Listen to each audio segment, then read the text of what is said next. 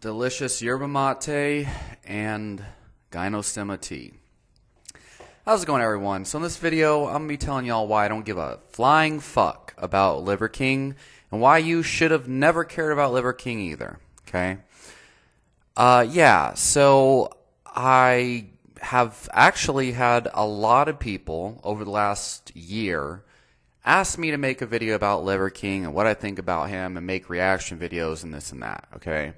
So look, I have been paying attention to paleo and ancestral nutrition pretty extensively since 2015 when I originally healed all of my chronic autoimmune and digestive diseases using a paleo type diet after 1 year of a strict vegan diet. I've read all the most prominent books on paleo diets and just legitimately, coincidentally, I actually have, and this is not something I prepared for, but I actually have the original Paleo Diet by Lauren Cordain, this book right here, right now. That was actually from a lecture or a speech I did for my college course a couple months ago, actually. I have pretty much all the books on ancestral nutrition and paleo diets just laying around.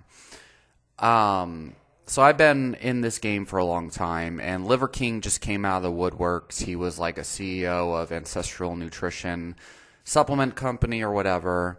And recently he's been exposed, emails and stuff from coaches that apparently are actually legit, exposing him for steroid use and this and that. Look, you got to be a fucking idiot or just a complete newbie, okay? Probably complete newbie, but, you know, most people are such morons. I guess it shouldn't surprise me to think that Liver King was natural all this time. And, like, he came out on Mark Bell's Powercast in an interview admitting that he had, like, ab implants. And then later on, he tried to take it back and say that he was kidding and it was a joke. But if you look at his abs and you look at the way that they are, and then you look at, like, he posted a video of his wife, actually, of him and his wife. And no disrespect meant for his wife, but after Liver King came out, saying he had abdominal implants and that his abs were fake, it started to click in my mind, and I saw a video of him and his wife holding hands on his Instagram, and his wife looks to be, in that video, she looked like she had a relatively high body fat and was not shredded by any means, but for some reason her abdominals looked really strange. Like her abdominals looked leaner than the rest of her body, and then I started to wonder if maybe she had abdominal implants too. And maybe you could still look on Liver King's Instagram and find that video yourself. But anyway, after that, I was like, well, fuck, maybe Liver King is natural, but his abs are implants. Maybe he has synthol, like, in his muscles, and, who knows, right? Right, so I was an idiot. No. But look, point is, though, I never really gave a shit about Liver King, and I got so annoyed, all these people just constantly sending me videos of Liver King, especially my clients who know, like, I actively caution against watching Liver King videos, and they'll send it to me just as a joke, and my friends too, they just love fucking with me about Liver King. But look, there are, like, this is the thing, there are at least 20 different Paleolithic ancestral type authorities you could have paid attention to who literally paved the way for fuck asses like this guy. You have Boyd Eden and Lauren Cordain, which pioneered the commercial version of paleo, which is basically a politically correct, lean, low fat, high lean protein, high vegetable, high fruit, grain-free, bean-free type diet, right? And that's what you could find in that book I showed earlier, The Paleo Diet by Lauren Cordain. I have all of his books, by the way. This is also recommends low salt, which I don't think is healthy. But Boyd Eden and Lauren Cordain are the first ones that came out and really popularized it all. You also have people, and now my favorite is definitely um, Sally Fallon, and her book Nourishing Diets was the book that really, really nailed home the truth about Paleolithic nutrition. Basically dispelling the myth of, everyone thinks paleo diet people ate one diet. Like, for example, Liver King promotes this all meat diet that's like just meat and organs. And of course, it comes out now that he was taking dextrose powder and whey protein and all this other shit. But, for me, I competed in Muay Thai on a strict carnivore diet, by the way. Speaking of which, I have Paul Saladino's book right here, the Paleo Code. The fucking Carnivore Code. And this also was used in a lecture I did for a college course a couple months ago. Definitely didn't have that here to prepare because I have a shit ton of other books in my room that I could be bringing and showing, and I probably should be. But Sally Fallon's book, Nourishing Diets, talks about the Inuit. It talks about the Native Americans. It talks about some other kind of tribes from around the world, the Australian Aborigines, and some of the people that are, I guess, inhabiting Hawaii now. Was it like the South Pacific Islanders or whatever? Just all sorts of indigenous hunter-gatherer societies that we are actually able to really know what they're eating in modern times. They're still eating off the land. Still, when they were studied by Weston Price, they are modern in a sense that they're still alive, but they're still hunter-gatherers eating heirloom foods that would have been available, a couple 100,000 years ago or whatever. And so all different cultures of hunter-gatherers actually eat a different diet. There's none of them that are just eating exclusively meat or exclusively meat and organs. The fact is they all do eat nose to tail. They eat liver, they eat heart and all that. They eat brains. They have colon eating contests, buffalo colon eating contests amongst the Native Americans. But they also eat a shit ton of different plants and insects and bugs, okay?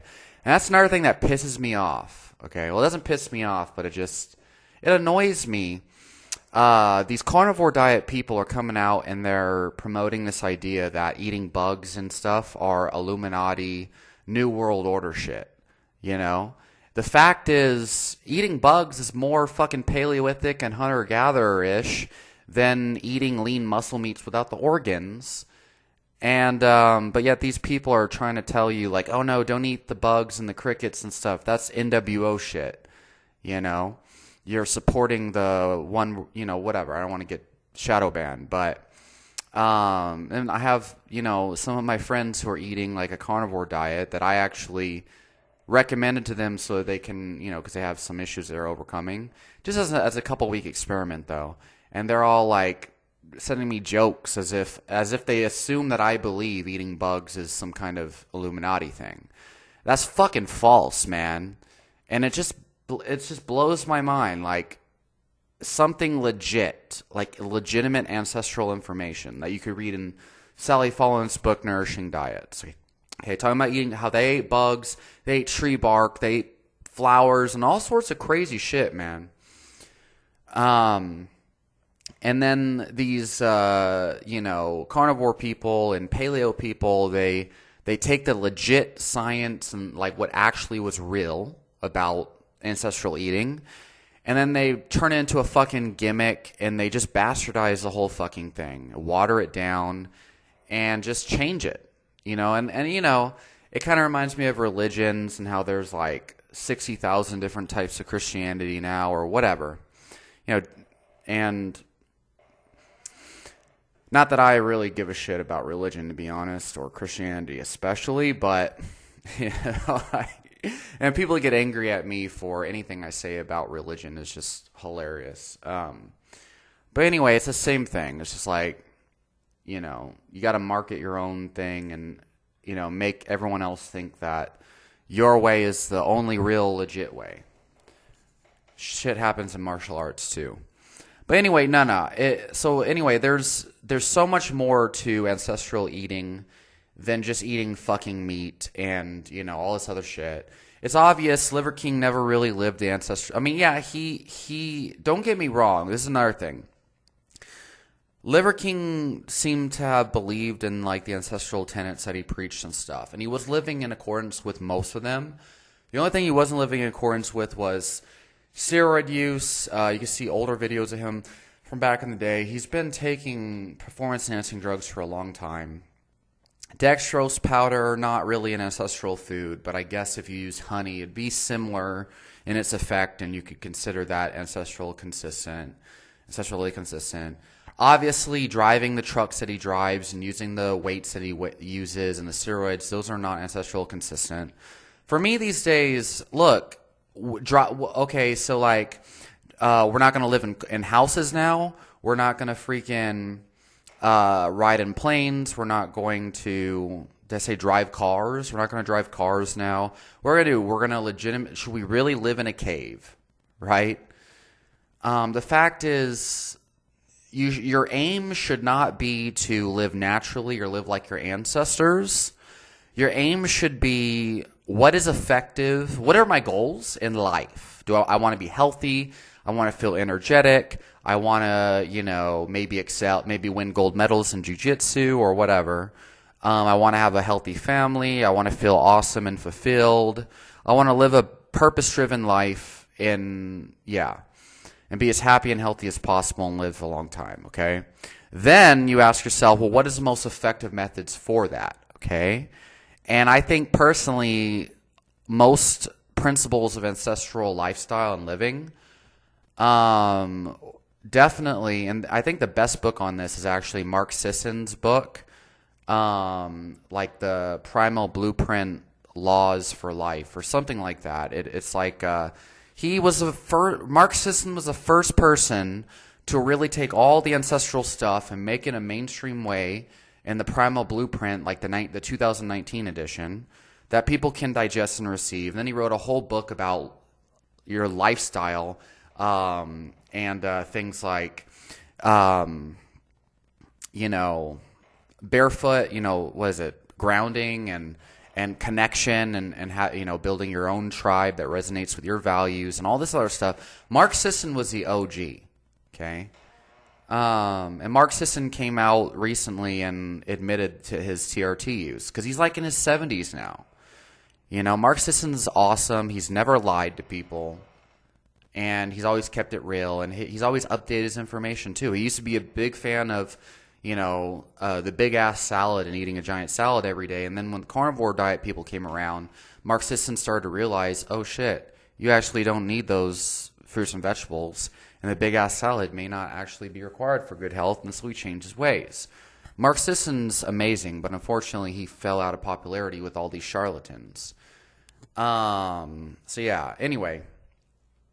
Goddamn, I forgot where I was going with all of this. Oh yeah. Appeal to nature is stupid. You should appeal to the most effective methods for obtaining the results that you want in life. Okay? So, yeah, and I think ancestral nutrition to a certain degree is important for resolving diseases and basically eating a diet that your biology is designed to consume.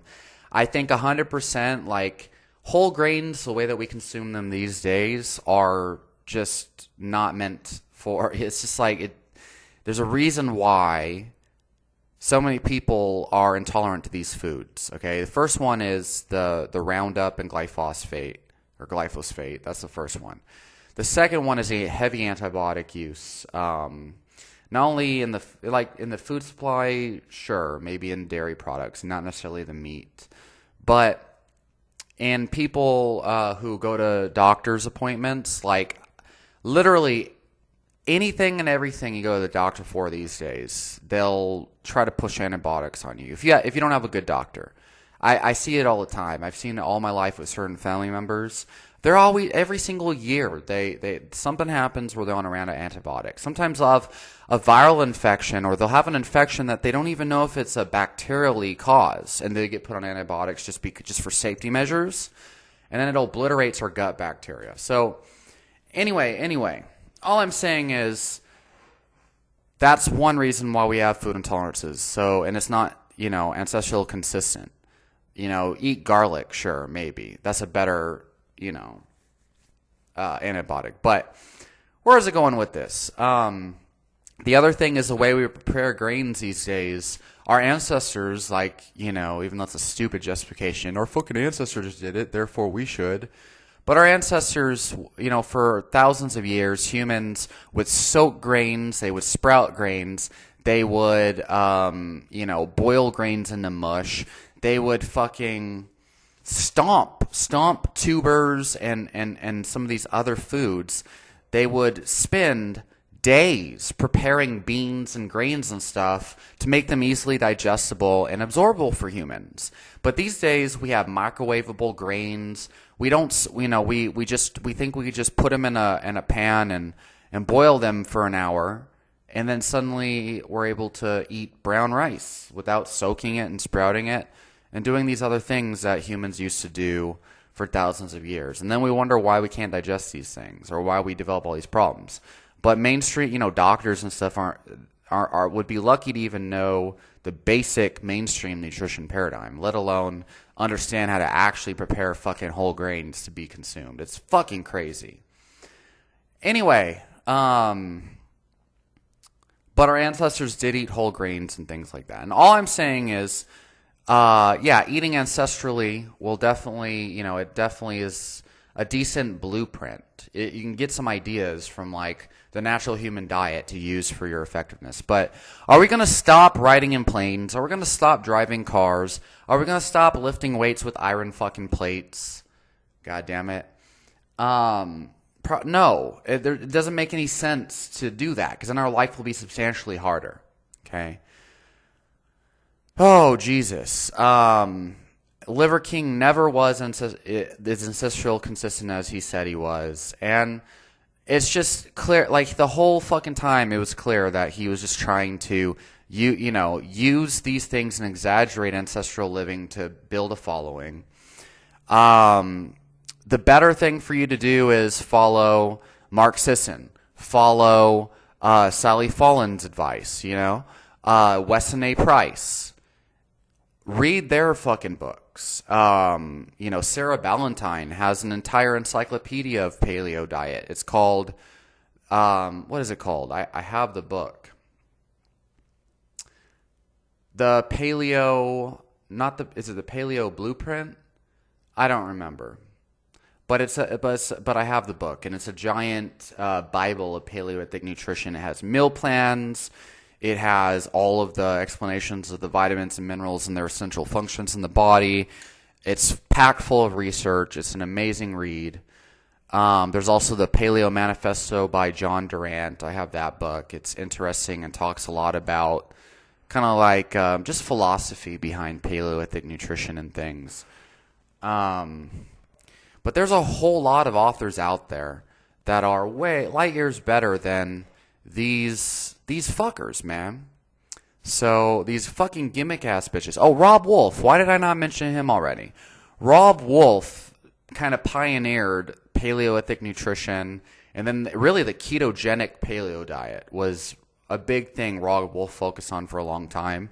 But he focused a lot more on the academic transference to the audience, where he basically had all these podcasts and using his social media and YouTube presence and things to communicate the harder science behind how all these things work, discussing the politics of it behind the scenes and whatnot, and working with the Keto Gains crowd to basically cater ketogenic nutrition to athletes and performance goals and fat loss goals. And also all these problems people have, people don't eat enough salt and sodium. They don't eat enough protein on keto diets because they're scared it'll kick them out of ketosis. And Rob Wolf really helped to bring all of this research to the forefront to help modern people use Paleolithic ketogenic nutrition in a way that works for them. But he wasn't popular because of that, unfortunately. He fell out of favor along with Mark Sisson past a certain point. And so, my thing is follow legit motherfuckers who actually have some credibility in the field. Okay? Some motherfucker hopping on steroids and living in a mansion and all this other shit. Um, it's just crazy. People are bamboozled by the image of someone rather than the legitimacy of someone. So, yeah. I don't know, man. But look, I completely missed my entire point of this fucking video. The point is, I never gave a fuck about Liver King, and now it's came out that he's on steroids. Surprise, motherfucker! Surprise, right? Wow. Holy shit, Liver King's on steroids. Oh my god. Amazing. It blows my fucking mind. I don't give a fuck. Eat meat, eat liver, eat, ancient grains and black rice and purple rice and red rice, forbidden rice, royal black rice, drink tea, drink tonic herbs, consume fruit. Okay, use honey if it works for you. Eat potatoes and tubers and shit. Okay? Lift weights. Stop being a fucking whiny bitch. Following these fuck asses and distracting yourself and wasting your time and your energy and your mind on crap that's just stupid. Fucking crazy, man. In my opinion, Liver King videos are the equivalent of cat videos. It's just mindless bullshit. But that's the thing. It appeals to a wide audience. He was able to get millions of followers super fucking fast. And now lots more people who otherwise would have been weeded out in the population by natural selection and Darwinism are aware of, carnivore diets and shit, and the fact that you don't need fucking vegetables now, which is great. Now people are like, oh, I can eat raw meat and raw liver, and I don't need vegetables, and I can survive, and I don't get scurvy, and I can still shit in the morning? Wow, thanks, Liver King. Yeah, I'm glad, right? I guess that's a good thing. But honestly, these days I recognize, I don't want to go too far down the cynical rabbit hole, but the most effective protocols I have found are oftentimes only utilized by very, very tiny percentage of society. Less than 1% of all society knows that you can reverse all diseases and feel amazing eating a mostly meat diet. And then that you could actually be an elite level athlete eating no carbs at all, don't get scurvy. And then the other thing is that your mind creates reality. Literally everyone else thinks you need all these plant foods and all this shit, even though most people who will freak out at you for eating nothing but meat, their diet consists of Twinkies and McDonald's French fries and stuff. And they don't even eat plants and shit. And it's how the fuck are they still alive? And then they think that they're a victim to their environment and all this other crap. So yeah, honestly, that's what esoteric knowledge really is. And these days, I don't know why I'm so surprised or so lit up, emotionally charged by all this shit. But it's just I don't even know how to describe the feeling I get thinking about all these fuckers that give a shit about Liver King and make a huge deal about Liver King. Who the fuck cares? He's never been legit. He's like the McDonald's of ancestral living, ancestral eating. The thing is, I always felt like he just made ancestral diets look ridiculous. That's what I always felt. He gave ancestral living and carnivore diets a bad name. So does Frank Tufano and Sfarage, damn it. And then, of course, the, Lane Norton followers will say, carnivore diets gave carnivore diets a bad name.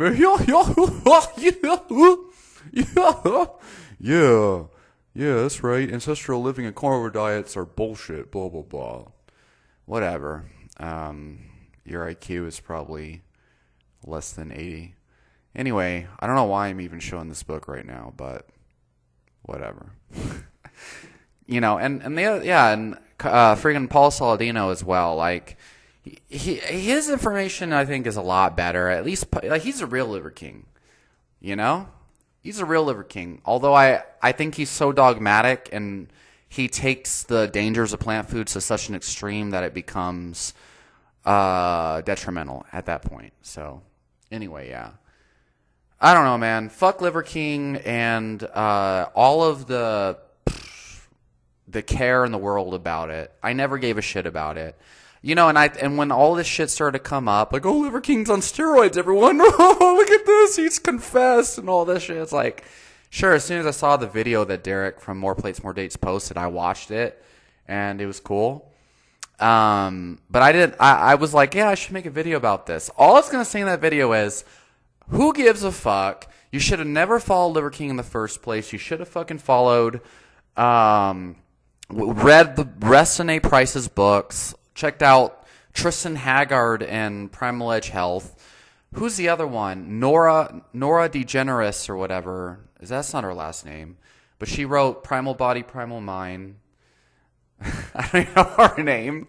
I don't think that was her name, but whatever. Primal Body, Primal Mind's a good book to read if you really want to see, a bit about real ancestral nutrition. Really read Weston Price and Sally Fallon, and Nourishing Diets and whatnot. Yeah, so that's pretty much it. If you like Liver King, suck a dick. I don't know what else to tell y'all. It's like the junk food carnivore diet information.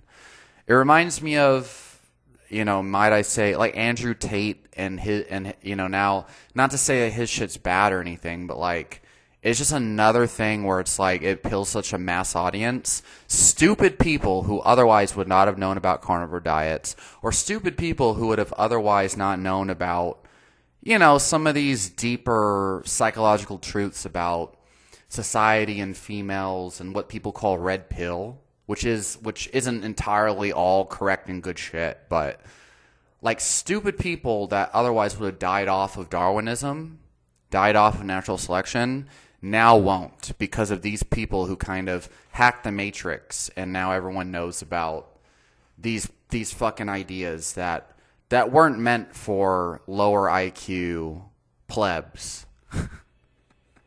I'm sorry, y'all.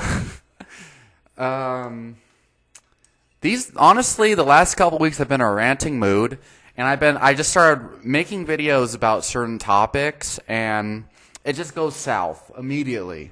And then I'm just like, this is too vulgar for YouTube. This is only going to attract bad shit.